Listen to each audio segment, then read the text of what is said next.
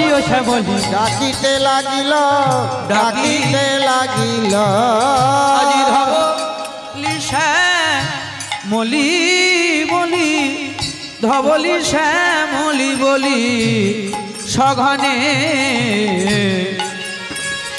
বাহ গোড়া সঘনে ডাকিল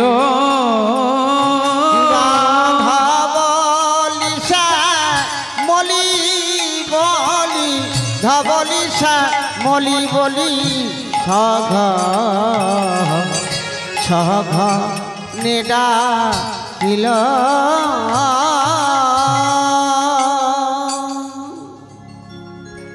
অনর্পিত চরেঙ্গে চিরাধ করুণাবতীর্ণ কলো সমর্পিত উন্নত জল রসাংশ ভক্তি শ্রিয়ম সদা হৃদয় কন্দরে স্ফুরত সচিনন্দ আমার আমার সচির নন্দন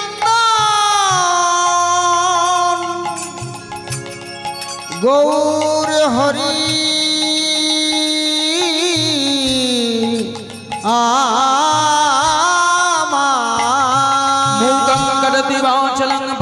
लंघायते गिरिं जात कृपा तमहं वन्दे परमानंद माधव परमानंद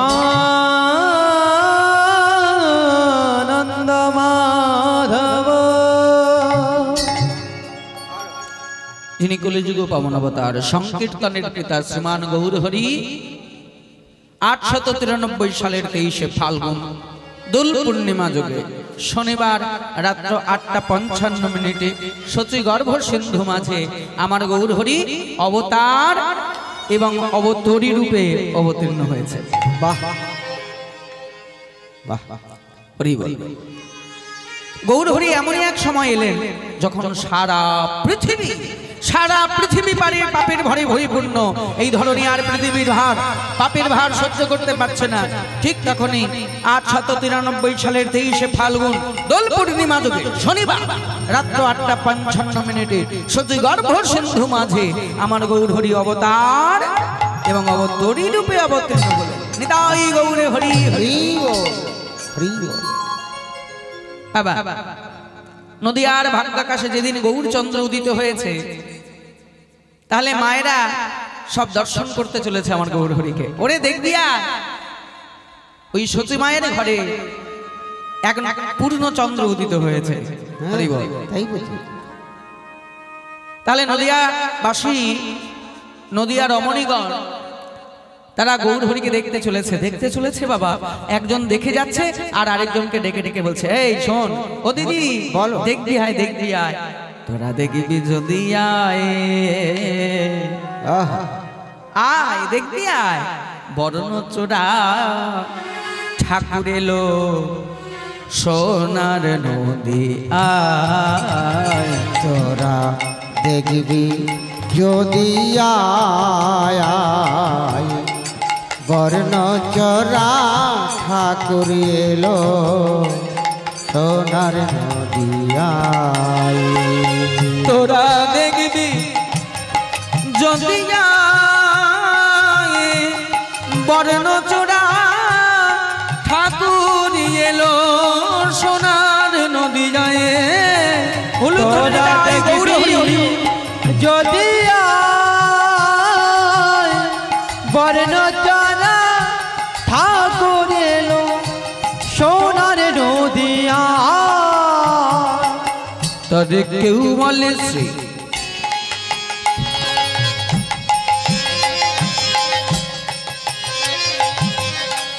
কেউ বলে শ্রী শ্রীমতী রাধা, কেউ বলে শ্রীমতী রাধা, তারে কেউ বলে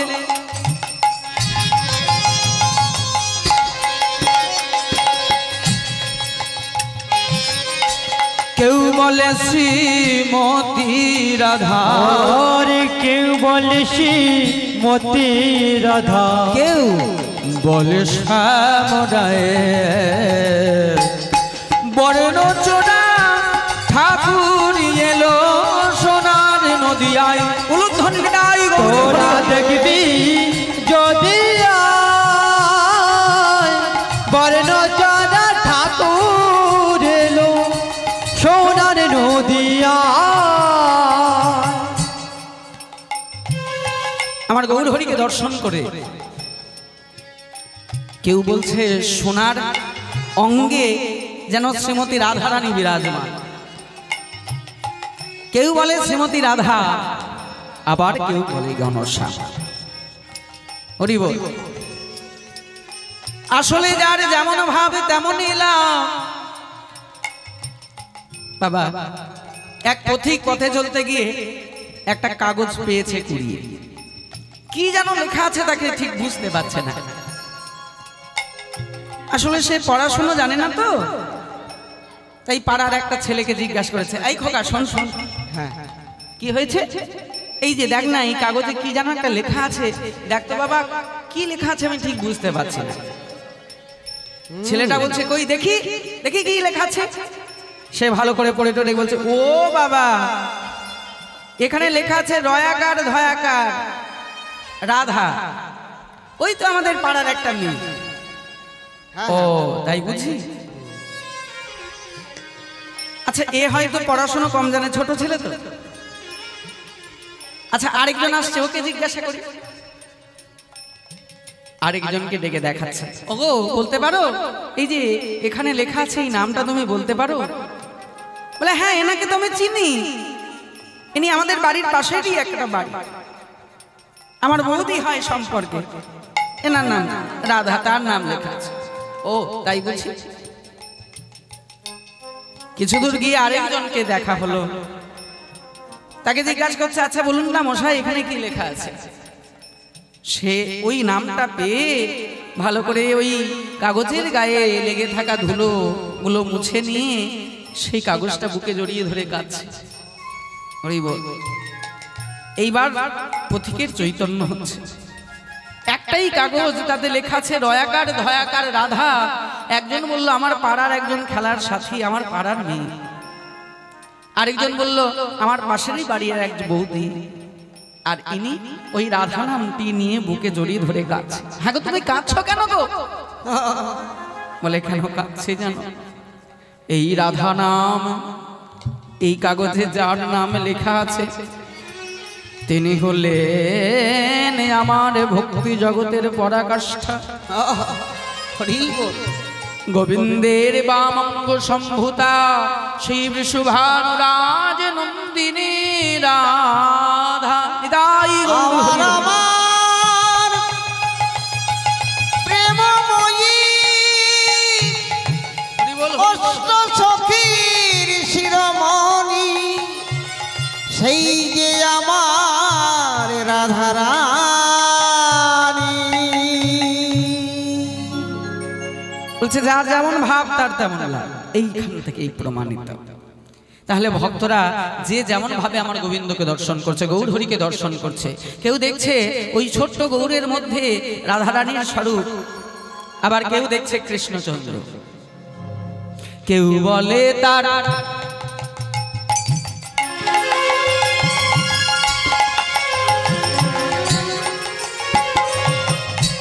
রে রে মাপানি মাপানি মাপানি নিসা,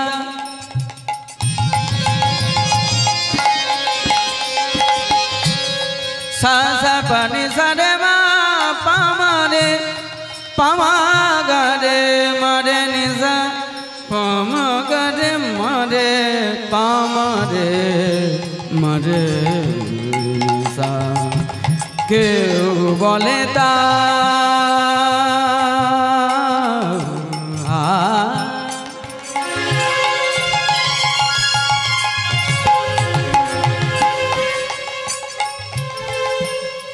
কেউ বলে তা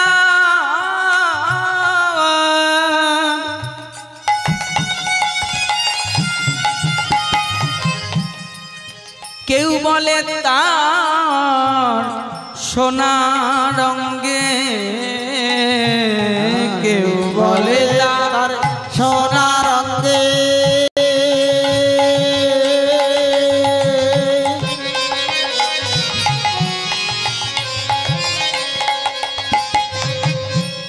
রাধা কৃষ্ণ দোলেন অঙ্গে,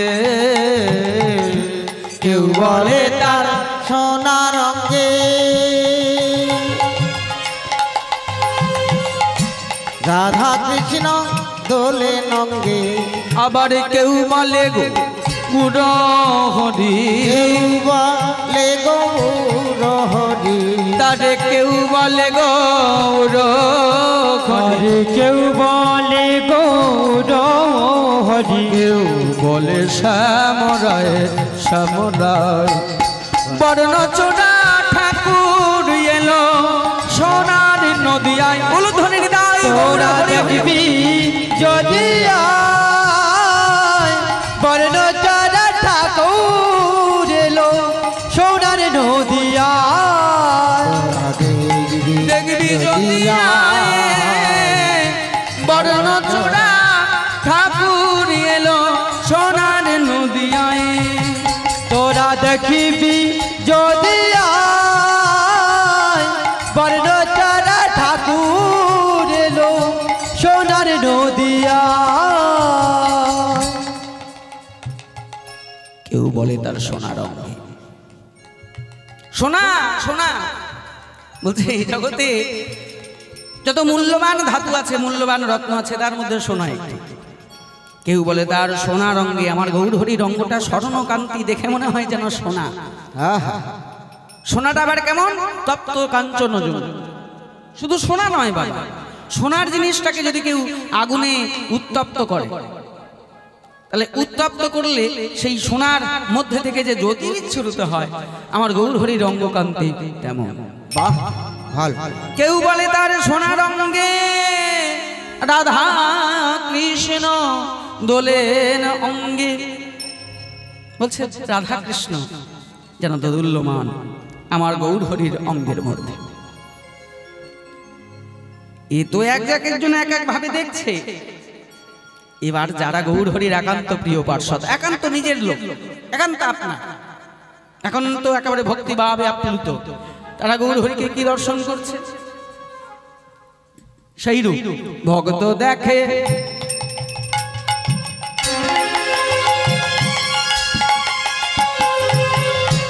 ভক্ত দেখে,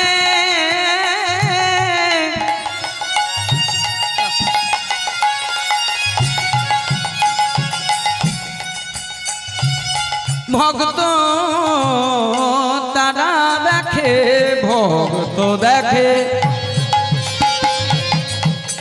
ষড়ভুজ,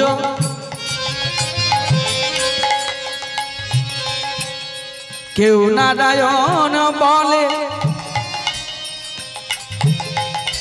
কেউ বলে শ্রী বাসের ঘরে, কেউ বা নীলা চলে। ভক্ত দেখে ষড়ভুজ,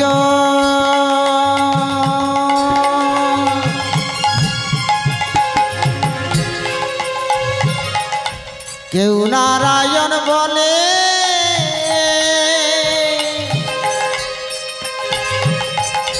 কেউ বলে শ্রীমতী রাধা, কেউ বা নীলা চলে। ভক্ত দেখে, ভক্ত দেখে, ভক্ত দেখে, ভক্ত দেখে ষড়ভুজ। ষড় মানে ছয়টি, ভুজ মানে হাত। ও বাবা, এই যে ভগবানকে আমরা দুটি হাতে দেখেছি। হ্যাঁ, ত্রেতা যুগে দেখলাম ভগবানকে ধনুর্বাণধারী রামচন্দ্র রূপে, ওরে বাবা, তারপরে দেখলাম মুরলীধর কৃষ্ণ রূপে। কি সুন্দর বাঁশি বাজাচ্ছে। তাহলে দুই হাতের ভগবান আমরা দেখেছি, আবার চার হাতের ভগবান আছে। শঙ্খ চক্র গদা পদ্মধারী চতুর্ভুজ মূরতি, সত্য যুগে। হ্যাঁ, বলছে এবার দুই হাত নয়, তিন হাত নয়, চার হাত নয়, পাঁচ নয়, ছয় হাত বাপরে, ভক্তরা দর্শন করছে। তাহলে সেই ষড়ভুজা রূপটি কেমন বর্ণনা করছে। দুই হস্তে তা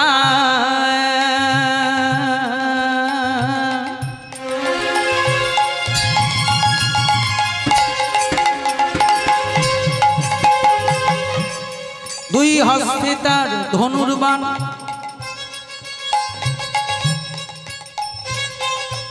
ঠিক যেন শ্রীরাম।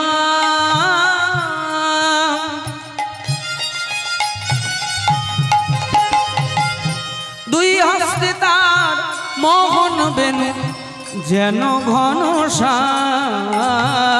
আরে দুই হস্তে তার ধনুর্বাণ ধনুর্বাণ,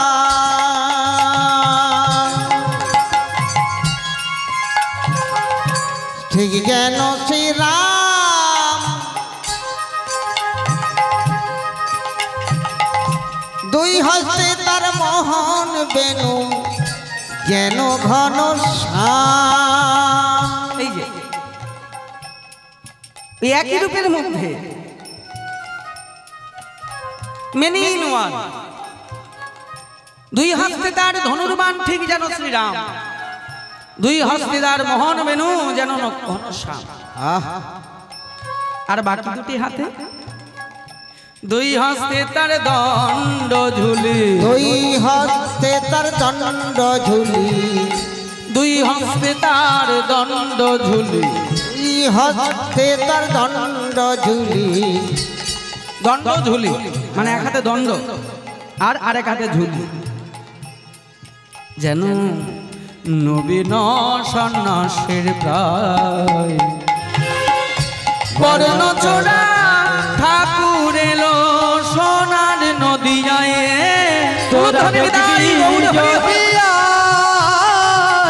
বর্ণচারা ঠাকুর এলো সোনার নদিয়ায়। তোরা দেখবি দেখবি যদি গায়ে আয় বর্ণচোড়া ঠাকুর এলো সোনার নদিয়ায়। তোরা দেখিবি যদি আয় বর্ণচারা ঠাকুর এলো সোনার নদিয়ায়। দুই হস্তে তার ধনুর্বাণ ঠিক যেন শ্রীরাম, দুই হস্তে তার মোহন বেনু যেন ঘনশ্যাম, আবার দুই হস্তে তার দণ্ড ঝুলি নবীন সন্ন্যাসী। ভক্ত দেখে সরভুজ, কেউ নারায়ণ বলে, কেউ বলে শ্রীবাসের ঘরে, কেউ বা নীলাচল। ভালো ভক্তরা সব দর্শন করছে গৌর হরিকে। সেই গৌর হরি, সেই ছোট্ট গৌর ধীরে ধীরে বড় হয়ে উঠলেন, আর ওই ছোট্ট গৌর হরি নদিয়ার মাঝে ভক্তগণকে সঙ্গে নিয়ে সুরধ্বনির তীর ধরে চলেছে। আজ ভক্তরা প্রেমানন্দে গাইছে, লহরে লহরে আনন্দ ভুবনে চাঁদের নিতাই ডাকে যায়। লহরে লহরে আনন্দ ভুবনে চাঁদ নিতাই ডাকে ও লহরে লহরে আনন্দ ভুবনে চাঁদের নিতাই ডাকে যায়। লহরে লহরে আনন্দ ভুবনে চাঁদ নিতাই ডাকে আমাদের নিতাই ডাকে,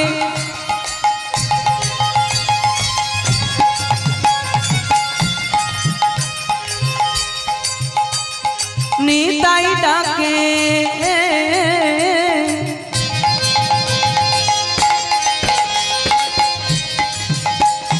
নিতাই ডাকে আয় আয় আমার গৌরী ডাকে যায়। নিতাই ডাকে, আরে নিতাই ডাকে,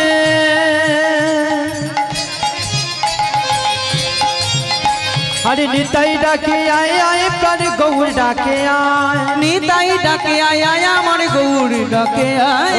নিতাই ডাকে আয় আয় আমার গৌর ডাকে ও লহরে লহরে আনন্দ ভুবনে চাঁদের নিতাই ডাকে যায়। লহরে লহরে আনন্দ ভুবনে চাঁদ নিতাই ডাকে আহা দুকুল ভেঙে ও তোরা দেখে যা,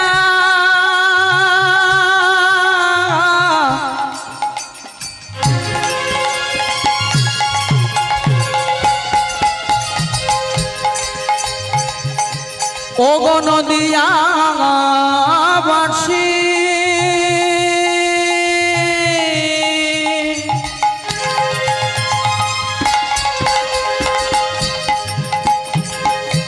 দেখে যা, তোরা দেখে যা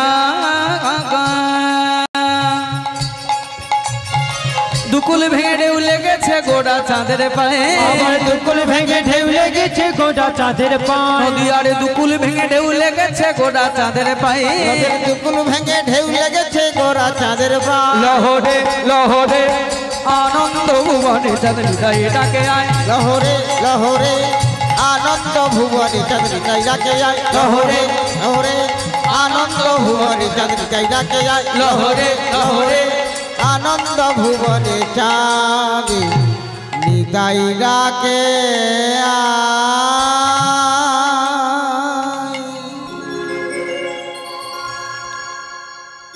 আমার গৌরহরি হরিনাম সংকীর্তনের মধ্য দিয়ে ওই সুরধ্বনির তীর ধরে চলেছেন সমস্ত ভক্তবৃন্দকে সঙ্গে নিয়ে যখনই চলেছে ওই সুরধ্বনির তীরে অবতীর্ণ হয়ে গৌরহরির মনে পড়ে গেল সেই পুরবে ভাবের কথা পুরবের ভাবে মনে পড়ে আমার গৌরহরি ওই হরিনাম সংকীর্তনের মধ্য দিয়ে ডেকে উঠলেন ধবলি ও শ্যামলি ওরে আমার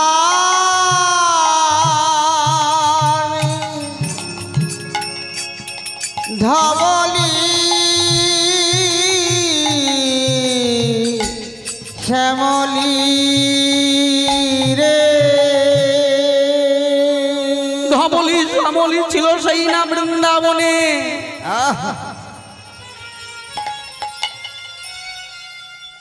আজকে গৌরহরি এই নদীয়ার মাঝে এসে কেন ধবলি শ্যামলি বলে ডাকলেন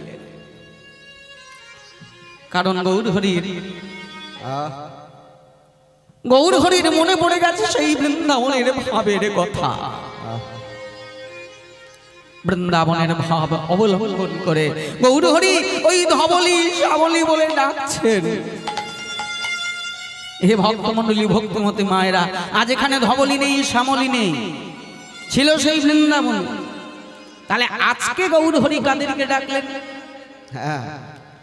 নদীয়ারা আবালে বৃদ্ধ নরনারী আমাদের উদ্দেশ্যে ডাক দিলেন ওরে কলির জ্ঞান অন্ধ পাপাচারী দুরাচারী অনাচারী অত্যাচারী জীব আর কতদিন মামা মায়ার ঘুমে আশার বালিশ মাথায় দিয়ে বল বাবা আমরা ঘুমিয়ে আছি ওই যে নজরুল বলছে না ঘুমিয়ে আছে শিশুর পিতা সব শিশুর অন্তর আমাদের বিশ্বপিতা আমাদের পরম পিতা আমাদের মধ্যেই রয়েছে তবে কেমন ভাবে সুপ্ত ঘুমন্ত অবস্থায় রয়েছে তাকে জাগাতে হবে আমাদের উদ্দেশ্যে ডাক দিলেন ওগো কলুরজি তোমরা কতদিন ঘুমাবে ঘুমটা আমাদের কিসের বলে মায়ার ঘুম আর মাথায় বালিশটা দিয়ে রয়েছি সেটা কি বলে আশার শিথান আমরা আশা করছি বলে আশা বহু আমাদের পূরণ হয় না একটা আশা যদি বা পূরণ হয় আরেকটা আশা জেগে যায়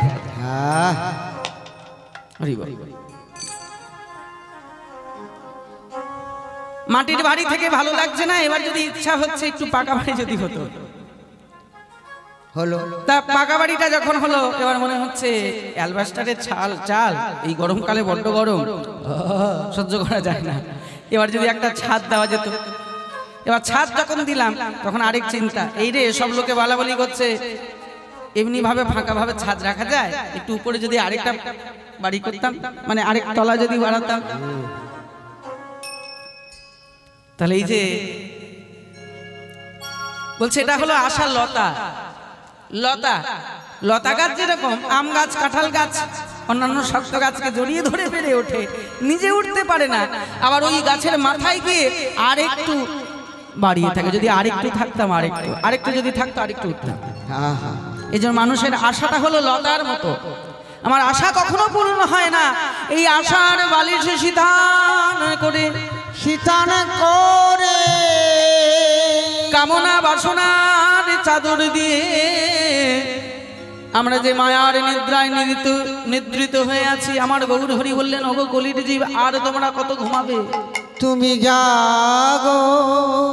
বলে তোদের ফিরারে ফিরারে ফিরারে ফিরারে ও ধেনু ফিরারে ফিরারে ফিরারে ফিরারে আর কত কাল থাকবি মায়ার ডোরে ফিরারে ফিরারে কত কাল থাকবি মায়ার ডোরে ফিরারে ফিরারে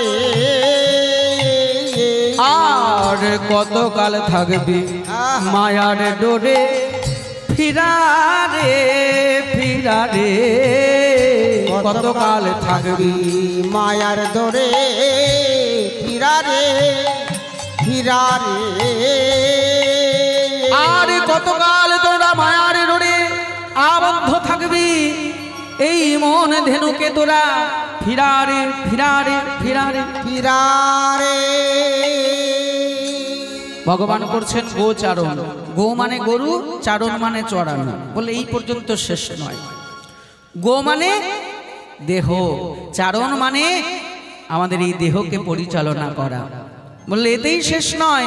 গো শব্দের অর্থ হলো ইন্দ্রিয়, আর চারণ মানে নিয়ন্ত্রণ করা।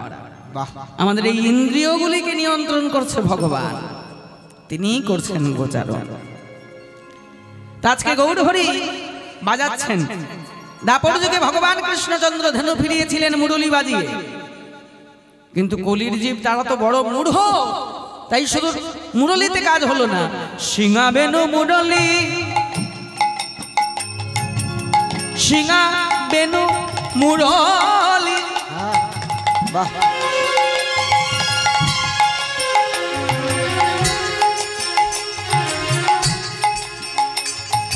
সিঙা বেনু মুরলী করিয়া জয় ধ্বনি, সিঙা বেনু মুরলী করিয়া জয় ধ্বনি, বেনুষ্ট ধেনু চারণে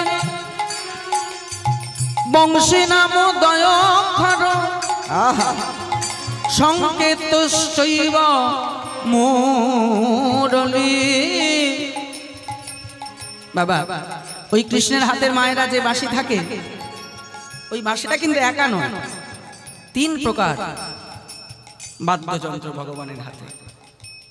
কখন বাজায়, কখন বাজায়, কিভাবে বাজায়, বলে তার শর্ত আছে। বলে বেনুষ্ট ধেনুশ্চারণ। যখন ভগবান কৃষ্ণ ধেনুচারণ করতেন তখন কিন্তু বেনু, ওই যে আমরা বলি না, চাঁদ মুখে দিয়া বেনু নাম লইয়া সব ধেনু, উত্তর গোষ্ঠীর পদ। তাহলে বেনুষ্ট ধেনুশ্চারণ, বংশীদ্বয় নামদ্বয় অক্ষর, বংশী বেনুষ্ট ধেনুশ্চারণে বংশী নামদ্বয় অক্ষর, সংকেতশ্চৈব মুরলী। যখন সংকেত করে কিছু বলার হয় তখন মুরলী বাজায়। তাই আজকে গৌর হরি কি করছে, সিঙা বেনু মুরলী 3টি একত্রিত করে একসঙ্গে বাজিয়ে দিয়েছে। সিঙা বেনু মুরলী মুরলী মুরলী,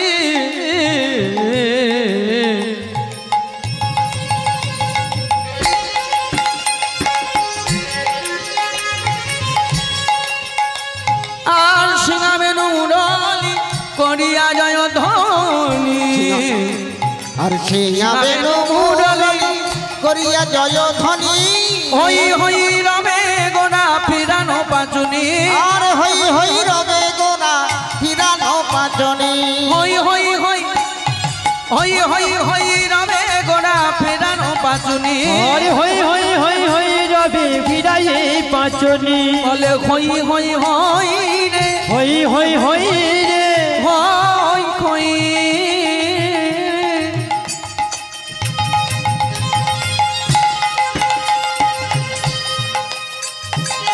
ওগো কলির জি, আমি তোদের হই আছি, তোরা আমার খবরে না হই হই হই রে, তোরা আমার হবার না হ, আমি তোদের হই রে। হই হই রবে গোড়া ফিরানো পাঁচ। বাহ, বলে ওরে আমি তোদের হয়েই আছি, হয়েই আছে ভগবান আমাদের, আমরাই শুধু ভগবানের হতে পারলাম। আমরা যদি ভগবানের হতে পারতাম বাবা, ভগবান বলছে ওরে কৃপার বাতাসটা তো আমি দিয়েই রেখেছি, তোরা শুধু পালটা তুলে ধর। বৃন্দাবনের পথে চলেছে, নামটা আপনারা সবাই জানেন, ওই যে লোকটা কৃষ্ণকে পাওয়ার জন্য চোখে ওই কাঁটা ঢুকে